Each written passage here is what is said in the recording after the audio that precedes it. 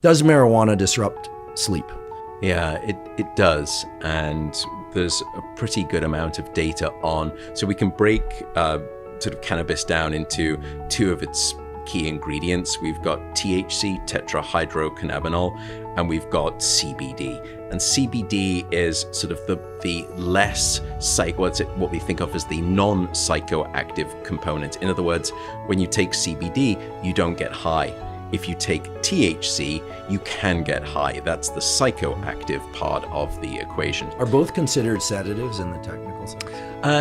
No, they're not. Neither of them have that class right now. THC seems to speed up the time with which you fall asleep. But again, if you look at the electrical brainwave signature of your falling asleep with and without that THC, it's not going to be an ideal fit. So you could argue it's non-natural, but many people use THC for that fact because they find it difficult to fall asleep, and it can speed the onset of at least non-consciousness, I guess is the best way of describing it. But there are problems with THC, and there are twofold. The first is that it too, but through different mechanisms, seems to block REM sleep.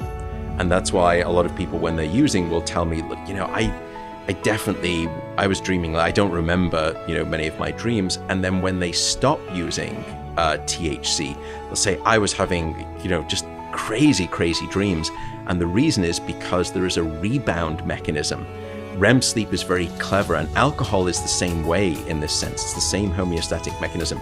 Some people will tell me, look, if I have a bit of a wild Friday night with some alcohol, maybe I'll sleep late into the next morning, and I'll just have these really intense dreams. And I thought I wasn't having any REM sleep. Well, the way it works is that it's during in the middle of the night, really, when alcohol blocks your REM sleep. And your brain is smart. It understands how much REM sleep you should have had, how much REM sleep you have not because the alcohol's been in the system. And finally, in those early morning hours when you're getting through to sort of, 6, 7, 8 a.m., all of a sudden your brain not only goes back to having the same amount of REM it would have had, it does that, plus it tries to get back all of the REM sleep that it's lost. Does it get back all of the REM sleep? No, it doesn't. It never gets back all of the REM sleep, but it tries.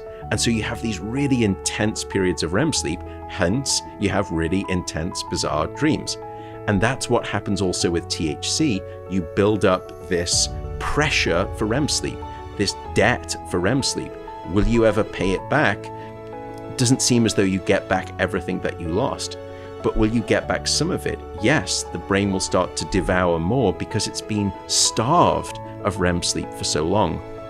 But one of the bigger problems with THC that we worry about is withdrawal dependency. So as you start to use THC for sleep, there can be a dependency tolerance. So you start to need more to get the same sleep benefit. And when you stop using, you usually get a very severe rebound insomnia. And in fact, it's so potent that it's typically part of the clinical withdrawal profile from THC, from cannabis.